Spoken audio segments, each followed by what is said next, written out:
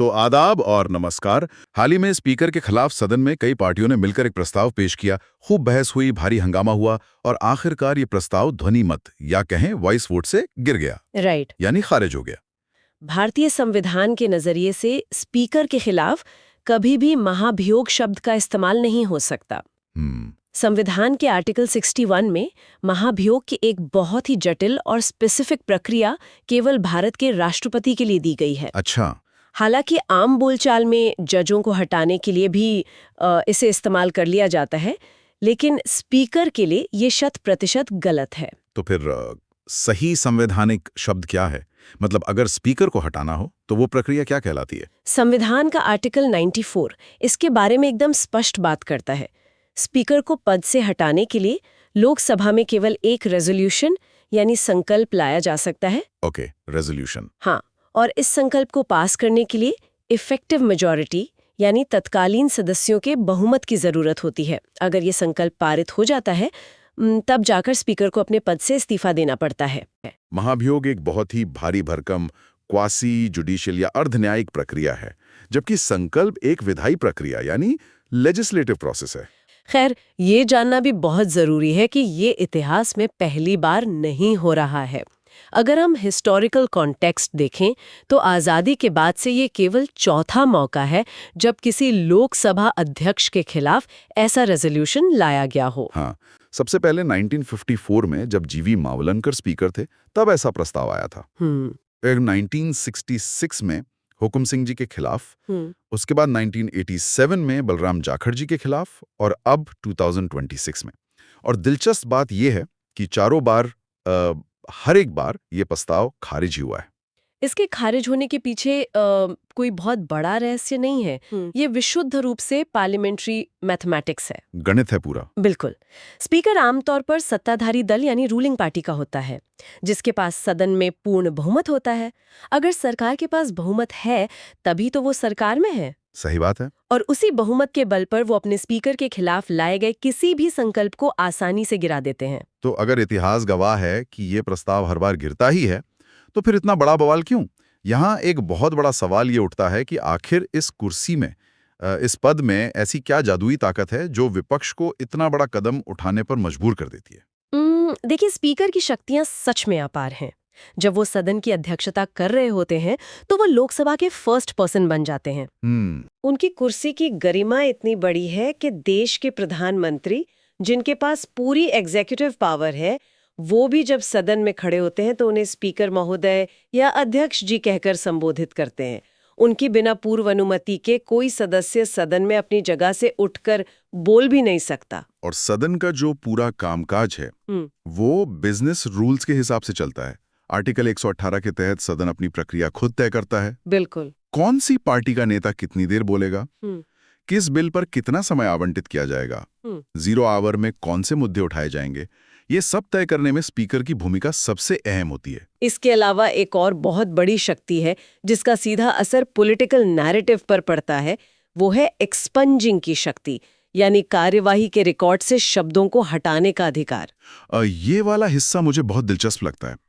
हम सब जानते हैं कि संसद में बोला गया एक एक शब्द, चाहे वो किसी भी सदस्य ने बोला हो, लिखित रूप में रिकॉर्ड किया जाता है। हाँ, सब कुछ दर्ज होता है। ये सब पार्लियामेंट लाइब्रेरी में आने वाली पीढ़ियों के लिए सुरक्षित रखा जाता है। ये एक तरह से देश का ऑफिशियल इतिहास है। लेकिन अगर बहस के दौरान गर्मी बढ़ जाए और स्पीकर को लगे कि किसी सदस्य ने अनपार्लियामेंट्री लैंग्वेज या असंसदीय भाषा का इस्तेमाल किया है, या कोई ऐसा आरोप लगाया है जो नियमों के खिलाफ है, तो स्पीकर के पास उस पूरे बयान को या कुछ विशिष्ट शब्दों को एक्सपंज करने का अधिकार होता है। इसका सीधा मतलब है कि वो शब्द आधिकारिक रिकॉर्ड से मिटा दिए जाएंगे और मीडिया उन्हें अपनी रिपोर्टिंग में इस्तेमाल नहीं कर सकता। लेकिन एक मिनट रुकिए, यहाँ मैं एक सवाल पूछना चाहूंगा। हाँ, पूछिए। सदन की कार्यवाही जिन बिजनेस रूल्स के तहत चलती है वो रूलिंग पार्टी और विपक्ष दोनों मिलकर तय करते हैं। एक रूल्स कमेटी होती है, राइट। जब नियम सबने मिलकर बनाए हैं, प्रक्रिया सर्वसम्मति से चल रही है, तो फिर जब सदन में हंगामा होता है, माइक बंद होते हैं, तो सारा ठीकरा सिर्फ स्पीकर के सिर ही क्यों फोड़ा जाता है? विपक्ष सिर्फ स्पीकर पर ही बायस होने का आरोप क्यों लगाता है? ये एक बहुत ही लॉजिकल सवाल है और यहीं से डिस्क्रेशनरी पावर यानी विशेषाधिकार का कॉन्सेप्ट सामने आता है। देखिए, नियम कागज पर लिखे हैं।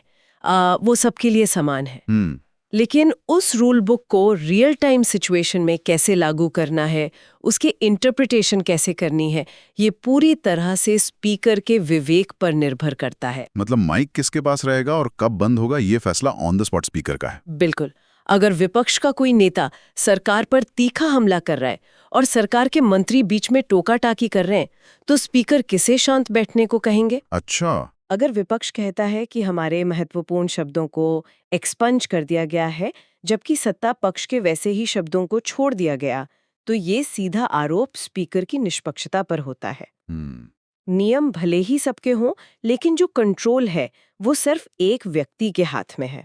और इसी कंट्रोल से जन्म होता है उस कॉन्सेप्ट का जिसे पॉलिटी में तटस्थता का संकट या द न्यूट्रलिटी डिलेमा कहा जाता है। एग्जैक्टली। क्योंकि स्पीकर जिस कुर्सी पर बैठे हैं वो पूर्ण रूप से निष्पक्ष होनी चाहिए, लेकिन जो व्यक्ति उस कुर्सी पर बैठा है वो किसी न किसी राजनीतिक दल का हिस्सा है। और भारतीय राजनीति के संदर्भ में इस डिलेमा को समझना बहुत जरूरी है।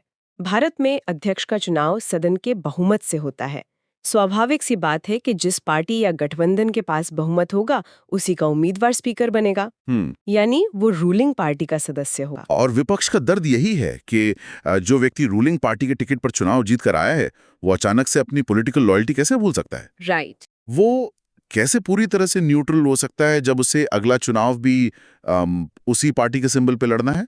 इस स्थिति को बेहतर ढंग से समझने के लिए कंपैरेटिव पॉलिटी का एक बहुत शानदार उदाहरण देता है भारत बनाम ब्रिटेन। ब्रिटेन, जिसे मदर ऑफ पार्लियामेंट्स कहा जाता है, वहां इस तटस्थता के संकट को एक बहुत ही कड़े नियम से सुलझाया गया है।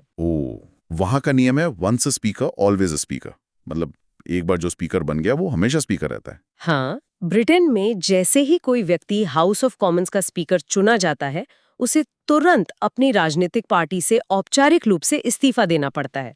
वो पूरी तरह से निर्दलीय हो जाता है। और सिर्फ इतना ही नहीं, जब अगले आम चुनाव होते हैं तो अक्सर प्रमुख राजनीतिक पार्टियां स्पीकर के खिलाफ अपना उम्मीदवार खड़ा नहीं करती। Oh wow! ताकि वो व्यक्ति बिना किसी राजनीतिक दबाव के निर्दलीय रूप से चुनाव जीतकर वापस आ सके। ये व्यवस्था सुनिश्चित करती है कि स्पीकर को अपनी पार्टी हाईकमांड को खुश रखने की कोई चिंता न रहे। लेकिन भारत में तस्वीर एकदम उलट है। यहाँ ऐसा कोई कन्वेंशन या परंपरा विकसित नहीं हो पाई है। भारत में स्पीकर अपनी पार्टी का सदस्य बना रहता है। हालांकि हमारे संविधान की 10वीं अनुसूची जो एंटी डिफेक्शन लॉ से जुड़ी है, उसमें स्पीकर के लिए एक एग्जेम्पशन दी गई है कि अगर वो चाहें तो निष्पक्षता बनाए रखने के लिए अपनी पार्टी से इस्तीफा दे सकते हैं और उन पर दल बदल कानून लागू नहीं होगा। लेकिन प्रैक्टिकली देखा जाए तो कोई भी स्पीकर ये रिस्क नहीं लेना चाहता, क्योंकि भारत की राजनीति में बिना पार्टी सिंबल और कैडर के अगला चुनाव जीतना लगभग असंभव है। इसलिए वो अपनी पार्टी से जुड़े ही रहते हैं। अगर ह्यूमन एंगल से देखा जाए तो किसी भी लोकतांत्रिक सरकार को अपनी नीतियां लागू करने, बिल पास कराने और बजट मंजूर कराने के लिए सदन के स्मूथ फंक्शनिंग की जरूरत होती है। बिल्कुल। अगर स्पीकर सत्ताधारी दल का होता है तो सरकार को एक कंफर्ट लेवल मिलता है कि सदन उनके नियंत्रण से पूरी तरह बाहर नहीं जाएगा। और यहीं पर वो सबसे बड़ी रस्साकशी या टग ऑफ वॉर दिखाई देती है। एक पलड़े पर है एब्सोल्यूट न्यूट्रलिटी, जिसकी उम्मीद विपक्ष और संविधान करता है, और दूसरे पलड़े पर है सदन का सुचारू रूप से चलना, जिसकी जरूरत सरकार को होती है। भारतीय संसदीय प्रणाली इन दोनों के बीच एक बेहद नाजुक संतुलन बनाने की कोशिश करती है। ये संतुलन सच में बहुत नाजुक है और इसी संतुलन को चेक करने के लिए, या कह लें कि इसी संतुलन के बिगड़ने पर, विपक्ष वो ब्रह्मास्त्र निकालता है जिसकी बात हमने शुरुआत में की, स्पीकर के खिलाफ रेजोल्यूशन, जो हमें हमारे विश्लेषण के सबसे स्ट्रेटेजिक हिस्से तक ले आता है, विपक्ष की भूमिका। अब यहाँ एक बहुत ही प्रैक्टिकल सवाल उठता है। विपक्ष को भी पता है कि ओम बिरला जी के खिलाफ लाया गया ये प्रस्ताव पास नहीं होने वाला। हाँ, उन्हें पता है। उन्हें पता है कि सरकार के पास पूर्ण बहुमत है और जब वॉइस वोट होगा तो सरकार के सांसदों की हाँ विपक्ष की आवाज को दबा देगी। उन्हें हार का गणित पहले से पता है, तो फिर वो अपना सरकार का और संसद का इतना कीमती समय क्यों लगा रहे हैं? क्या ये महज एक पॉलिटिकल ड्रामा है? अगर आप इसे सरफेस लेवल से देखेंगे तो ये समय की बर्बादी या ड्रामा लग सकता है, कि ऐसा बिल्कुल नहीं है। इसे लोकतंत्र का रहस्य कहा गया है। संसद सिर्फ कानून पास करने की फैक्ट्री नहीं है, ये लोकतंत्र का आंगन है। लोकतंत्र का आंगन, ये शब्द अपने आप में बहुत कुछ समेटे हुए है। बिल्कुल। जब विपक्ष ऐसा प्रस्ताव लाता है तो भले ही वो नंबर्स में हार जाए, लेकिन उन्हें सदन के पटल पर आधिकारिक रूप से अपनी बात रखने का एक तय समय मिल जाता है। राइट। वो सरकार की कार्यप्रणाली, स्पीकर के फैसलों और उस न्यूट्रलिटी डिलेमा पर विस्तार से चर्चा कर सकते हैं। और चूंकि संसद की कार्यवाही लाइव ब्रॉडकास्ट होती है और एक एक शब्द पार्लियामेंट लाइब्रेरी के आधिकारिक रिकॉर्ड में हमेशा के लिए दर्ज हो जाता है, तो विपक्ष असल में सदन के भीतर मौजूद सांसदों से बात नहीं कर रहा होता, वो बात कर रहा होता है देश की जनता से। एग्जैक्टली। जब विपक्ष अपने आर्ग्यूमेंट्स और फैक्ट सामने रखता है तो पूरा देश उन्हें सुनता है, सरकार भी अपना डिफेंस करती है। इस पूरी बहस से जो डायलॉग पैदा होता है वो एक मजबूत लोकतंत्र के लिए ऑक्सीजन का काम करता है।